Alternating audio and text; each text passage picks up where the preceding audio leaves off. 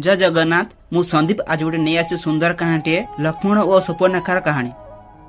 भगवान श्रीराम माता सीता और लक्ष्मण वनवास समय पंचवटी नामक जंगल में बास करथुले। से जंगल में रावणर भौणी सुपर्णरेखा बास करथुला। दिने सुपर्णरेखा दृष्टि श्रीराम पर पड़ा। प्रभु श्रीराम रूप गुण और मर्यादा को देखी से मोहित होईगला। से सीधासख भाव श्रीराम को बह करने प्रस्ताव देले, किंतु श्रीराम सुपर्णरेखा को सीधा मना करदेले। से कहले जे से पूर्वर विवाहिता और तांकर पत्नी सीता अटंती। प्रभु श्रीराम तांको भाई लक्ष्मण अविवाहिता बोली सुपर्णरेखा को कहले।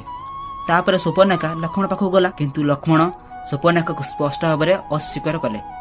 एथिरे सुपर्णरेखा क्रोधित और ईर्षार मध्य जड़ीगला। माता सीता को हत्या करने को धाइला।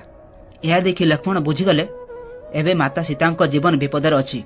सीता माता सुरक्षा से सुपर्णरेखा नाक को छेदन करदेले। अपमानित क्रोधित अवस्था भाई रावण पाखु जाई सब कथा कहले। यह शुणी रावण प्रतिशोध नेबू से प्रतिज्ञा कला एवं तापरे माता सीता को हरण कले।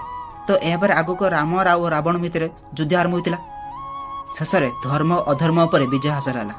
एबे को लक्ष्मण और सुपर्णरेखा कहानी केमती लगिला कमेंट करी आप निश्चय जणाइबे। आगक आहरी नुआ नुआ कहानी शुणा मो चैनल को सब्सक्राइब करंतु, लाइक करंतु एवं शेयर करंतु। जय श्री राम।